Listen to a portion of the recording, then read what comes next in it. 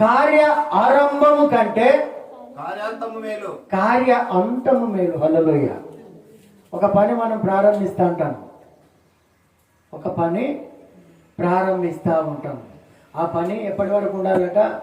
మనం ప్రాణం పోయేదాకా ఉండాలి. మన భక్తి అయినా ఏదైనా పని చేసినా కానీ ఆ పని కంప్లీట్ కావాలి. హల్లెలూయా.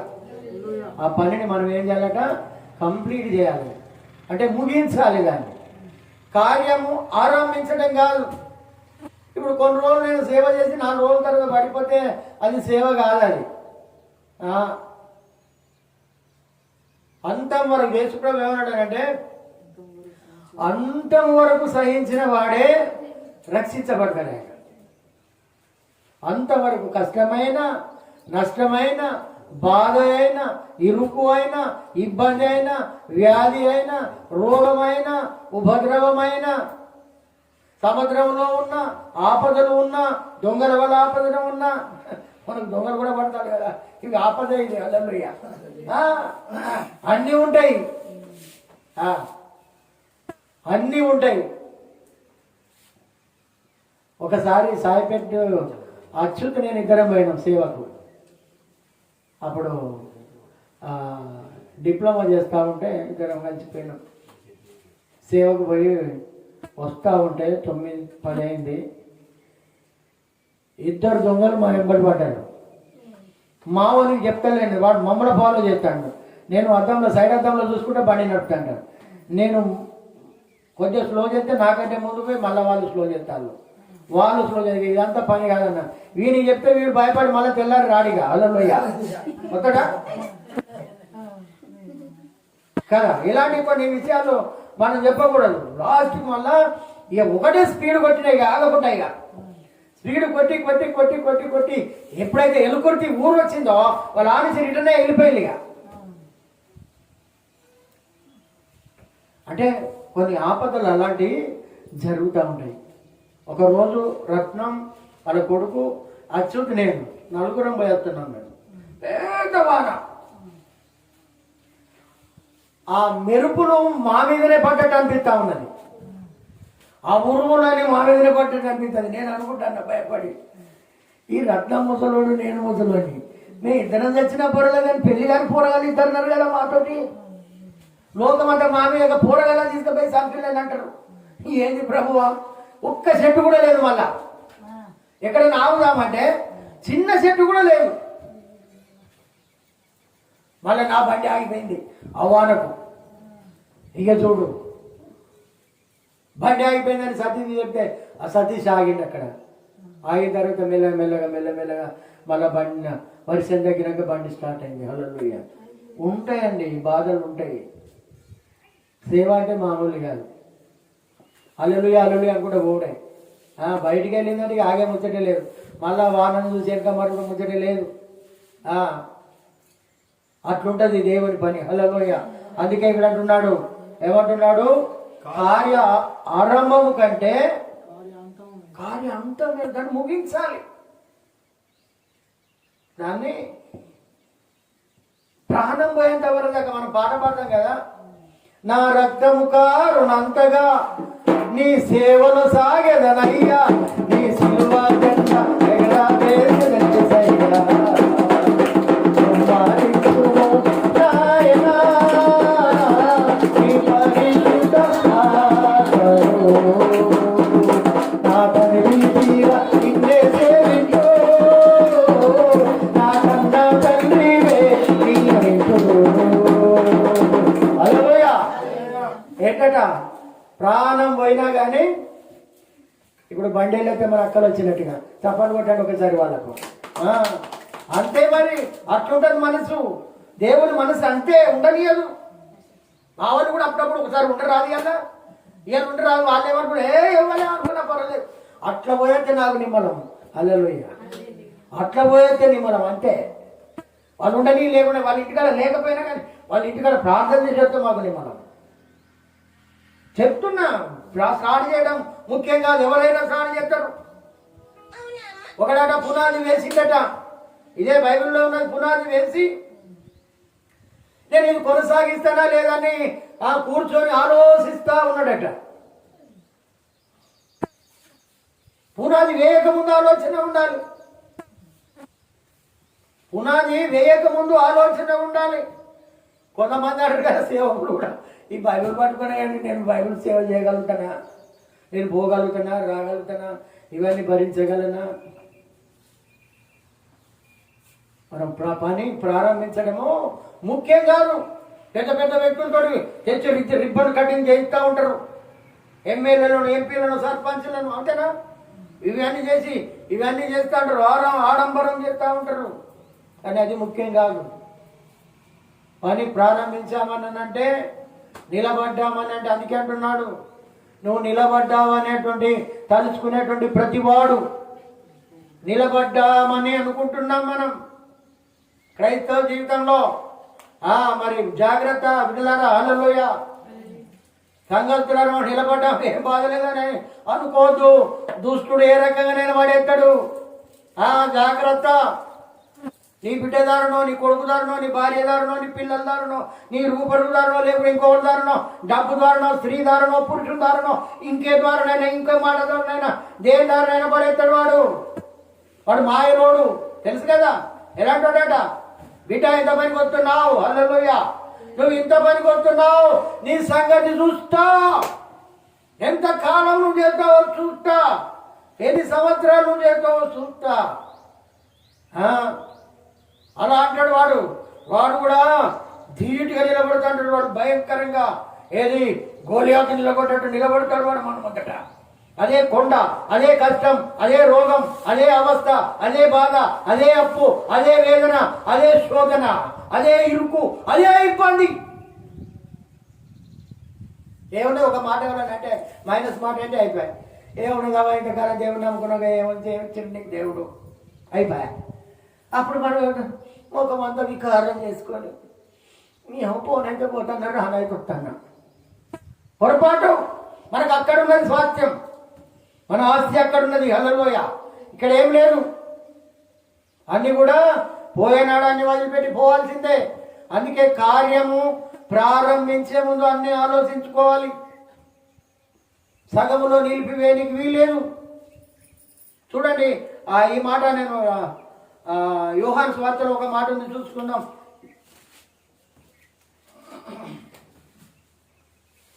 యోహాను కాదు, లూకా సువార్త 14వ అధ్యాయంలో ఒక మాట ఉంది, చూసుకుందాం.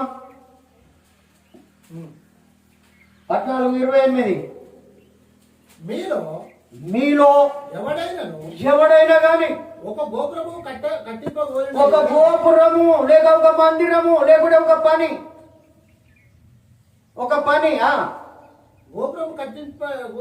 గోపురము కట్టింప గోరిన ఎడల దానిని కొనసాగించుట.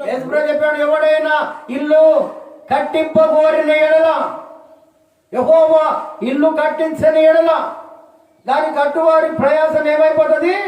వ్యర్థం. ఆయన కట్టించాలి, ఆయనను ముందు నిలబెట్టాలి.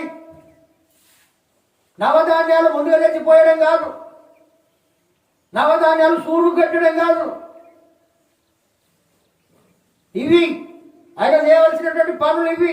అందుకే అంటున్నాడు, మీలో ఎవడైనాను ఒక గోపురం కావచ్చు, లేకుంటే సేవా జీవితం కావచ్చు, లేకుంటే ఏదైనా కొత్త పని కావచ్చు, ఇల్లు కట్టించడం కావచ్చు, పెళ్లి చేయడం కావచ్చు, మంచి పని కావచ్చు, ఉద్యోగానికి వెళ్ళే సమయం కావచ్చు, ఇవన్నీ ఆలోచించుకోవాలా. దానిని కొనసాగించుటకు కావలసినది తన యొద్ద ఉన్నదో లేదో అని కూర్చుండి తగులబడి మొదట లెక్క చూసుకోవాలా. హల్లెలూయా. మొదట లెక్క చూసుకోవాలి. వట్టిగానే కాదు నేను సేవ చేస్తా. ఆ సేవలు ఏమున్నది, లైట్గా పోయి రావచ్చు, ఫ్యాస్ట్గా పోయి రావచ్చు, తెల్ల బట్టలు వేసుకొని పోయి రావచ్చు, వట్టిగానే కదా. ఎందుకంటే ఒక మహానుభావుడు ఎవరో చెప్పినట, సంసారాన్నైనా సముద్రాన్నైనా ఈగొచ్చు కానీ సేవ కూడా సాగుతోటి బరాబరమ్మా. సేవ కూడా మాటలు కాదు. హల్లెలూయ. ఎక్కిరిస్తాంటారు, హేళన చేస్తాంటారు. అయిపోయింది వాడి పని, వాడు చెడిపోయిండు, వాడు ఖరాబ్ అయిపోయిండు, వాడిగా సేవ చేయలేడు. దేవుడు అంటున్నాడు దాన్ని కొనసాగిస్తానా లేదా? హల్లెలూయ. ఆస్తులు అమ్మారు సేవ కోసం. భార్య పిల్లలు చనిపోయినా కానీ సేవను వదిలిపెట్టినటువంటి వాళ్ళు ఉన్నారు.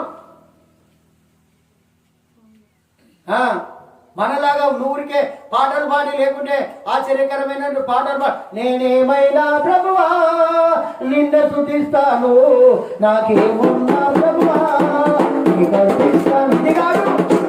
కష్టమైన నష్టమైన ఇరుకైన ఇబ్బంది అయిన వ్యాధి అయిన సమస్య అయినా చాదకపోయి మంచాల వండుకున్నా కానీ సేవ చేయించాలి. వెళ్ళే వారిని పంపాలి, పురిగోలు పాలి. ఇది నా దేవుని పని. హల్లెలూయ.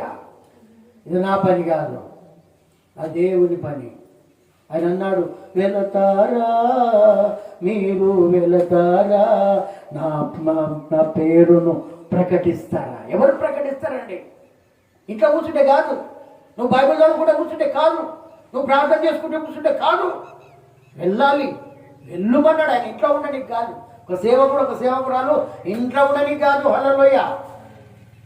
ఎంతమంది ఏమన్నా ఎన్ని నిందలైనా, ఎన్ని ఇబ్బందులైనా, ఎన్ని ఇరుకులైనా, ఎన్ని ఉపద్రవాలైనా ఆయన సేవ చేయాలి. ఒక్కరికైనా మనం సువార్త చేయాలి.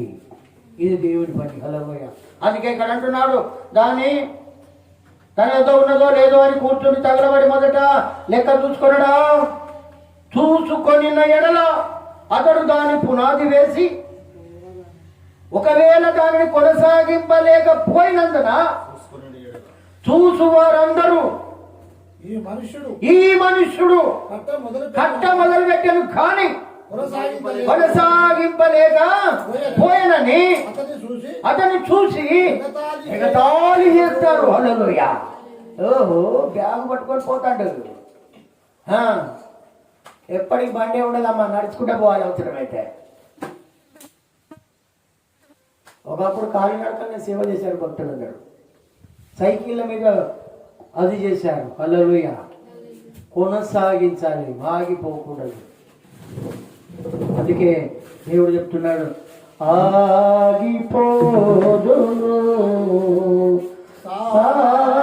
సాగిపోదును విశ్వాసములో నేను ప్రార్థనలో నేను విశ్వాసములో నేను ప్రార్థనలో నేను. హల్లెలూయా హల్లెలూయా హల్లెలూయా హల్లెలూయా హల్లెలూయా హల్లెలూయా హల్లెలూయా హల్లెలూయా. నేను ఎంత మంచి పాటలు పాడుకుంటా బండి మీద డ్యూటీకి పోయేది. పాట ఇంకా ఈ పాట పాడేది. ఎండిన ఎడారి లోయలలో నేను నడచినను, కొండ లోయలలో నేను తిరిగినను. ఎండిన ఎడారి లోయలలో నేను నడచినను,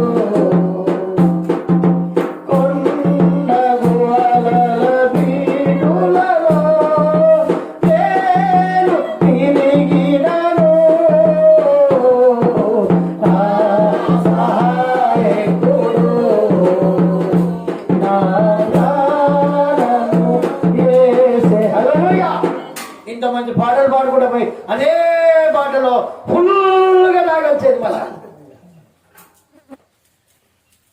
పాట ఏమైంది?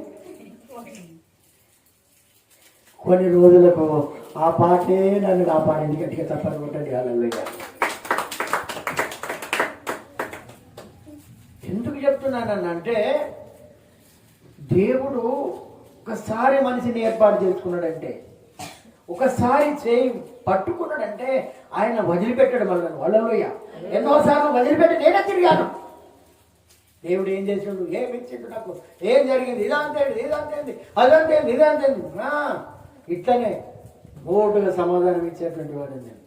ఏమి చేయలేదు నాకు. కానీ ఆయన చేయి ఎప్పుడో పట్టుకున్నాడు, కానీ నేనే ఆయనకు దూరంగా ఉన్నాను. హల్లెలూయా. అందుకే నువ్వు కావాలి. అందుకే మనల్ని కోరుకున్నాడు ఆయన. హల్లెలూయా. మనను కోరుకున్నటువంటి స్నేహితుడు ఆయన. మనం వట్టిగానే ఇక్కడికి రాలే, బలవంతంగా రాలే ఇక్కడికి. ఏదో ఏదో ఇస్తారని ఏదో ఆశతో మనము రాలే. ఒకటే ఆశ, మన నిరీక్షణ ఏంటి అంటే ఆ రాజ్యం చేరాలని. ఈ రాజ్యంలో ఏమున్నది, ఏం లేదు. ఇవే కుట్టలు ఓనలు చెట్లు కానీ ఇవే ఉంటాయి. కానీ మనకు సుఖం నెమ్మది ఎక్కడ దొరుకుతుందంటే, నీ కుటుంబంలో నెమ్మది లేదు, కొడుకులతో ఉండదు, బిడ్డలతో ఉండదు, నీకు స్వేచ్ఛ ఉండదు, తల్లిదండ్రులతో ఉండదు, ఎవరితో భర్తతో ఉండదు, ఎవరితో ఉండదు. చివరాఖరికి యేసు దగ్గరనే మనకు స్వేచ్ఛ ఉంటుంది, ఆనందం ఉంటుంది, సంతోషం ఉంటుంది. హల్లెలూయా. ఎప్పుడు కూడా పని ప్రారంభించిన తర్వాత ఆగిపోనికి వీల్లేదు. కార్య ఆరంభము కంటే కార్య అంతము మేలు. హల్లెలూయా. అందుకే ఇక్కడ అంటున్నాడు, ఒక వ్యక్తిని మన దగ్గర ఎక్కడ చూపించాడు, ఒకవేళ దాన్ని కొనసాగింపలేకపోయినందున చూసు వారందరూ హేళన చేస్తారు, హేళన చేస్తారు. హల్లెలూయా. కొంతమంది ఇల్లు కట్టి సగం కట్టి పడవబడి ఉంటాయి, చుట్టలేమో ఏమంటున్నా, ఇల్లు శాపం కలిగిందంటాం, దరిద్రం కలిగిందంటాం, ఏదో నానా రకాలుగా కూతలు కూసేటువంటి వాళ్ళు ఉంటారు. మన క్రైస్తవ జీవితమైనా అంతే, మన యొక్క ఈ జీవితమైనా కూడా అంతే. ఎవరైనా కానీ ఆ రకంగానే అంటారు. హల్లెలూయా. అందుకే పౌలు భక్తుడు ఏమంటాడంటే, బ్రతుకుట క్రీస్తే, సావైతే లాభం. నాకు మేలు. ఎందుకు సావైతే మేలు? ఎందుకు సావైతే మేలు అని అంటున్నాడు?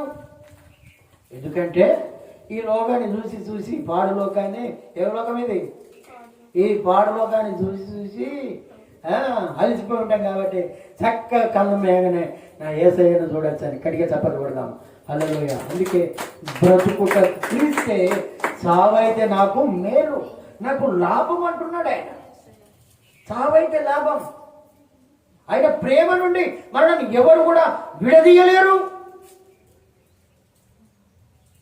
మనకు మనమే తొలగిపోతుంటాం, మనకు మనమే ఏది ఏమొచ్చింది ఏం పోతుంది. ఒక్కొక్కరు అంటే నీరు గారిపోతాం మనం. అలాంటిగా నీరు గారి పోవాల్సినటువంటి భక్తి కాదు మనది. హల్లెలూయా. మనలో ఉన్నవాడు లోకంలో ఉన్న వాళ్ళకంటే బలవంతుడు ఆయన, సర్వశక్తిమంతుడు ఆయన, ఆయన సర్వాధికారి.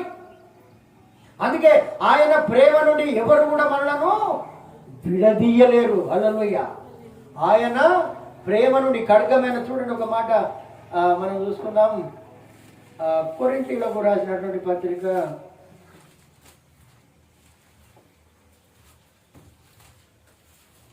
లేఖ ఒక మాట. Hallelujah. Hallelujah. Praise the Lord. Hallelujah. ఒక మాట చూసుకో. 8:39 రోమా 8:35 వచనం నుండి మనం చదువుకుందాం. రోమీయులకు రాసినటువంటి పత్రిక, పౌలు రాసినటువంటి పత్రిక చూడండి. ఆయన అంటున్నాడు ఇక్కడ 35 వచనం నుండి, క్రీస్తు ప్రేమ నుండి, క్రీస్తు ప్రేమ నుండి, ఆయన ప్రేమ మరి కనుక వచ్చిందని అంటే ఎన్ని ఆరాటాలు పోరాటాలు అయినా కానీ ఆయన యొక్క పని మనం చేయవలసిందే. దేవుని బిడ్డలారా, అందుకే అంటున్నాడు, క్రీస్తు ప్రేమ నుండి మనలను ఎవడు ఎడబాపు వాడు ఎవడు కూడా ఎడబాపలేడు. భార్యాభర్తలు ఎడబాపేటోళ్ళు ఉన్నారు, తల్లిదండ్రులకు పిల్లలు చెడ్డ మాటలు చెప్పి ఎడబాపేటోళ్ళు ఉంటారు, బంధువులలో కూడా మంచిగా ఉన్న వాళ్ళను ఎడబాపే వాళ్ళు కూడా ఉంటారు. కానీ క్రీస్తు ప్రేమ నుండి మనలను ఎవరు కూడా ఎడబాపలేరు. నీ కనుక అమితమైనటువంటి ప్రేమ ఆయనలో ఉంటే, అది ఏదైనా కానీ అందుకే ఇక్కడ అంటున్నాడు, ఎడబాపు వాడు ఎవడు? శ్రమ అయినను బాధ అయినను. బాధ, శ్రమలంటే కష్టాలు, కన్నీళ్లు, వేదనలు, రోగాలు, అప్పులు, అనర్థాలు, ఇవన్నీ కూడా. అందుకే అంటున్నాడు శ్రమ అయినను బాధలు. బాధలు బాధలు అంటే ఎన్ని బాధలు ఉంటాయమ్మా మనకు? ఎన్నెన్నో బాధలు ఉంటాయి. ఆ బాధ అయినను, హింస అయినను, మనల్ని హింసించేవారు కూడా ఉంటారు. మనల్ని హింసల పాలు చేస్తారు. ఎదురుగా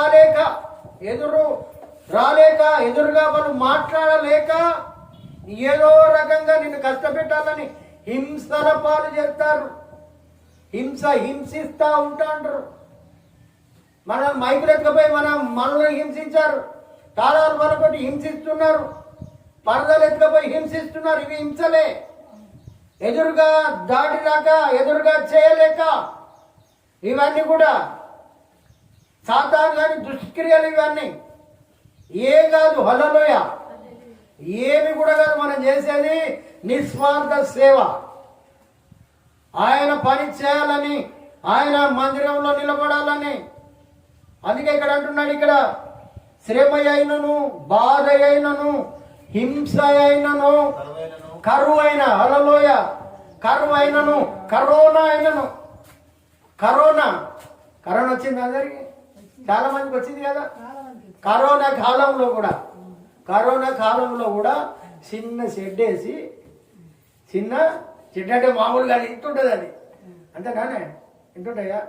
మా బిడ్డ పిల్లలు తెచ్చిన ఇలాంటి బొంగులు, తడికలు అన్నీ ఒక బావి దగ్గర వేసినాం. సొలొమోను రాజు మనకు అంతకుముందు పొట్టిగుండి మనకు బల్లి ఇవ్వకపోయేదా ఇక్కడ అమ్మ? మడికొండ ఆయన వచ్చే చూడు, భార్య భర్త వాళ్ళ కొడుకు ఇట్లా వచ్చేది. వాళ్ళ బావి కాడ వేసి ఆల్ నైట్ ప్రేయర్ జరిగించినాం మేము కరోనాలో. హల్లెలూయా. 50 సెంటు మీద మైకు పెట్టి ఎక్కడో అక్కడ కొండ ప్రాంతంలో ఆల్ నైట్ ప్రేయర్లు తెచ్చినాం మేము. ఆల్ నైట్ ప్రేయర్లో కూడా ఇదే వాక్యం చెప్పిన నేను. హల్లెలూయా. ఇదే వాక్యం, కార్యం ఆరంభం కంటే కార్యం అంతం మేలు. సగం భక్తి వద్దు, పోయినా పర్వాలేదు. అందుకే ఇక్కడ అంటున్నాడు, ఇక్కడ ఏంటట, బాధ అయినను, కరువు అయినను. మేము ప్రభుత్వాలు కూడా తీసుకున్నాం అప్పుడు. హల్లెలూయా.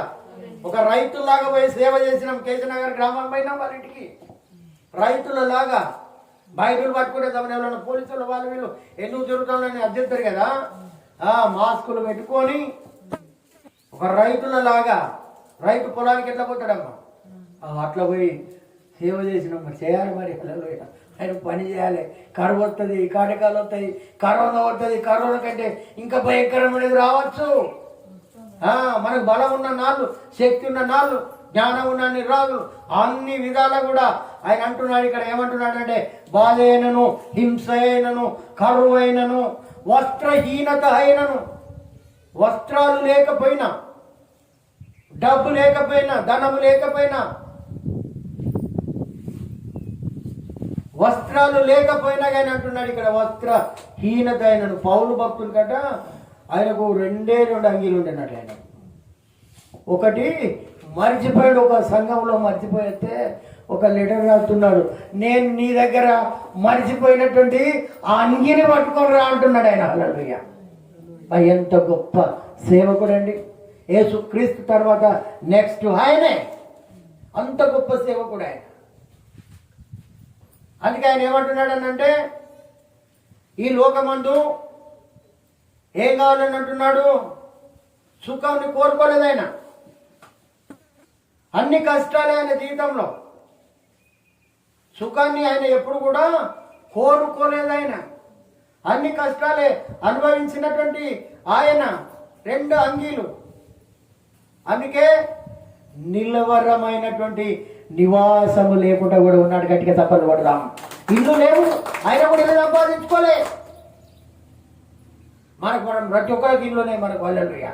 ఆయనకి ఇల్లు లేకపోయినా మనందరికి ఇల్లు ఇచ్చిండు ఆయన. ఇప్పుడు రాని వారి కోసం కూడా మనం ప్రార్థన చేయాలి. హల్లెలూయా. వాళ్ళకు కూడా ఇల్లు ఈ ప్రభువాన్ని. అందుకే అంటున్నాడు ఇక్కడ ఏంటంట, కడుపు నిండా భోజనం వస్త్రాలు భోజనం ఉంటే చాలంటున్నాడు, ఇల్లు వద్దంటున్నాడు. కొంతమంది ఏంటిది రోటీ కపడా ఔర్ మకాన్, మకాన్ వద్దు, రోటీ కావాలి, బట్ట కావాలి. హల్లెలూయా. అందుకే చెప్తున్నాడు ఇక్కడ, అది వస్త్రహీనత అయినను ఉపద్రవమైనను, ఉపద్రవాలు వస్తూనే ఉంటాయి, ఖడ్గమైనను మనలను ఎడబాపునా, మనల్ని ఎడబాపుతాయా? ఎందుకు ఎడబాపు అంటే ఆయన నిన్ను బట్టి దినమెల్లా మేము వధించబడిన వారమని మేము ఎంచబడిన వారం. హల్లెలూయా. వధించబడ్డారు, శిక్షలు, కష్టాలు. ఏదో లైట్గా ఇప్పుడు మేము ఎట్లా అంటే సేవకు యాగోబు నేను అనుకుంటాను కదా, సేవకు ఎట్లా పోతాను అంటే ఏం ముళ్ళు పోతాను పోతాను. అది కాదు, వాళ్ళు శ్రమలు అనుభవించారు, వాళ్ళు కష్టాలు అనుభవించారు, దేవుని కోసం ప్రాణత్యాగాలు చేశారు, వాళ్ళు అంత వరకు సేవ చేశారు. అందుకే ఆయన అంటున్నాడు ఇక్కడ ఏంటంటే, నిన్ను బట్టి దినమెల్ల మేము వధింపబడినటువంటి వాళ్ళం, ప్రతిదినము చనిపోయాం, ప్రతిదినము చనిపోయాం, వదకు సిద్ధమైన గొర్రెలమని. ఏంటట? వదకు సిద్ధమైన గొర్రెలమని ఎంచబడినటువంటి వాళ్ళం మేము. హల్లెలూయా. సేవకులకు చావులు అప్పుడే కాదు, యేసుప్రభు చావులు అప్పుడే కాదు, ఇప్పుడే కాదు, అప్పుడు కూడా వచ్చాయి, ఇప్పుడే. పగడాల ప్రవీణ్ అనేటువంటి ఆయన ఇప్పుడు చనిపోయి సేవ చేస్తున్నాడు ఆయన. హల్లెలూయా. చనిపోయి సేవ చేస్తున్నాడు ఆయన. తెలియని మర్మాలు ఇతరులకు బోధిస్తా ఉన్నాడు ఇప్పటికీ కూడా. అందుకే మేము వదకు సిద్ధమైన గొర్రెలమని మేము ఎంచబడి ఉన్నాం. లైన్ ఉంది మాకు, ఓకే, రేపు మాదే. హల్లెలూయా. రేపు మాదే అని ఆయన ఎంచబడినటువంటి లెక్కలో ఉన్నాడు. అందుకే యేసుప్రభు ఏమంటున్నాడంటే, యెషయా గ్రంథకర్త రాస్తున్నాడు, దినమెల్లా లోబడనేటువంటి వారి కోసం నా చేతులు చాచి నేను నిలబడ్డాను అంటున్నాడు. చప్పట్లు కొడదాం. హల్లెలూయా. దినమెల్లా ఎవరెవరైతే లోబడలేదో, ఎవరైతే ఆయన వైపు చూసి రాలేకపోతున్నారో, ఎవరైతే ఆయన వైపు రాలేకపోతున్నారో రమ్మని పిలుస్తున్నాడు ఆయన, రమ్మని పిలుస్తున్నాడు దినమెల్లా. ఏదో ఒక మనం హల్లెలూయా అనబట్టి చేతులు చాపబట్టి గీడికే చాపుతాం, లేకుంటే నేనెందుకు చాపాలి అనుకుంటాం మనం. ఎంతసేపు ఉంటాయి ఇట్లా? ఒక పావు గంట ఉంటామా ఇట్లా? మనం పెడదామమ్మా? యేసుప్రభు అన్ని గంటలు ఎందుకు భరించవలసి వచ్చింది ఆయన? ఎవరి కోసమమ్మా? మనం అది గుర్తు చేసుకుంటున్నామా? ఈ రకంగా మనం ఉండేవాళ్ళం కాదు. ఆయన కనుక శిల్వమాను మీద చనిపోయి ఉండకపోతే, స్వతంత్రం రాకముందు మన బ్రతుకులు ఎట్లుండినా ఇప్పుడు కూడా అదే విధంగా ఉండ మన బ్రతుకులు. హల్లెలూయా. ఇప్పుడు కూడా ఆ రకంగానే ఉండాలని చేస్తూ ఉన్నారు. హల్లెలూయా. దుష్టుడు చేస్తూ ఉన్నాడు. వధించబడినటువంటి వాళ్ళం మేము, వదకు సిద్ధమైనటువంటి వాళ్ళం, చనిపోయి కూడా సిద్ధం. చనిపోయి మనం సిద్ధంగా ఉంటామా? లేకుంటే లేకపోయా సేవ లేకుంటే ఏమో చంపుతారట, కోసేస్తారట, నరికేస్తారట. దేవుని 12 మంది శిష్యులు, 12 మంది కూడా 11 మంది ఆ విధంగానే హతసాక్షులు అయ్యారు వాళ్ళు. హల్లెలూయా. ఆ రకంగా ఒక్కొక్కరు ఘోరంగా రాళ్ళతో కొట్టి చంపాడు. పేతురు అయితే అంటున్నాడు, అయ్యలారా నేను ఆయనంత పరిశుద్ధుని కాదు కానీ నాకు తలకాయ కింది పెట్టి కాళ్ళు మీదకి పెట్టి చంపున్నాడు ఆయన చంపేటప్పుడు. ఎందుకంటే ఆయన పరిశుద్ధుడు కాబట్టి, ఆయన కాళ్ళు కిందుకుని తల పైకున్నది కాబట్టి నన్ను ఉల్టా పల్టేసి చంపమన్నాడు ఆయన. తల కిందికి కాళ్ళు మీదకి. హల్లెలూయా. ఆరంభం అంటే ఒట్టిదే కాదమ్మా. ఆరంభం అంటే ఒట్టిదే కాదు. పని చేయాలి, పని చేయాలి, ఆయన పని చేయాలి, ఆయన కోసం ఏదో ఒకటి చేయాలి. మనకు అప్పగించినటువంటి పనులలో ఏదో ఒకటి చేయాలి. కార్య ఆరంభము కంటే కార్య అంతము మేలు, ముగింపు వరకు. హల్లెలూయా.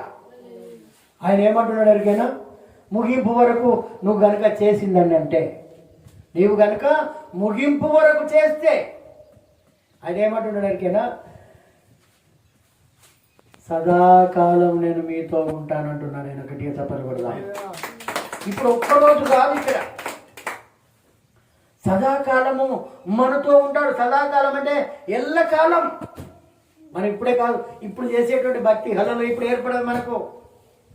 ఇటు చూడండి, ఇప్పుడు మనకి ఏర్పడదు, కానీ ఆయన రాజ్యంలో మనం ఎంత హ్యాపీగా ఉంటామో, ఎంత సంతోషంగా ఉంటామో. ఇక్కడున్న రోగాలు ఉన్నాయి, ఇక్కడున్న అప్పులు ఉన్నాయి, ఇక్కడున్న ఏది ఉండదు మనకు. అక్కడ మాత్రం ఎంత సంతోషమైనదంటే, నేను విమర్శించినందరూ కాలిపోతారు. ఓ అక్క, నేను విమర్శించిన కానీ నీదే మంచిదని నేను ఇప్పుడు తెలుసుకుంటాను అక్కడ. అప్పుడు అర్థమవుతుందా? ఒట్టిగానే కాదు, ఆయన సదాకాలం నేను మీతో ఉంటానంటున్నాడు ఆయన. ఇంకో మాట అంటున్నారు ఇకైనా, మన బంధువులు స్నేహితులు చనిపోయిన తర్వాత ఎక్కడ దాకా వస్తారమ్మా? 7 దాకా గాడికి కదా. కానీ మన దేవుడు ఏమంటున్నాడు ఎరికైనా, ఒక మాట కీర్తనకారుడు రాస్తున్నాడు. ఆ మాట చూసుకొని మనం ముగించుకుందాం. ఆ మాట చూసుకొని ముగించుకుందాం.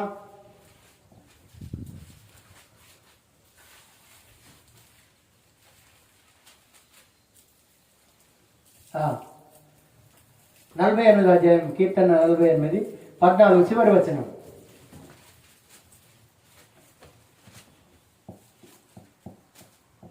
ఈ దేవుడు సదాకాలము మనకు తోడై ఉన్నాడు, మరణం వరకు ఆయన మనల్ని నడిపిస్తాడు. హల్లెలూయా. సదాకాలం, సదాకాలము నీతోనే జీవించెదను యేసయ్యా. సదాకాలము నీతోనే జీవించెదను యేసయ్యా. యేసయ్యా, యేసయ్యా, యేసయ్యా, యేసయ్యా, యేసయ్యా,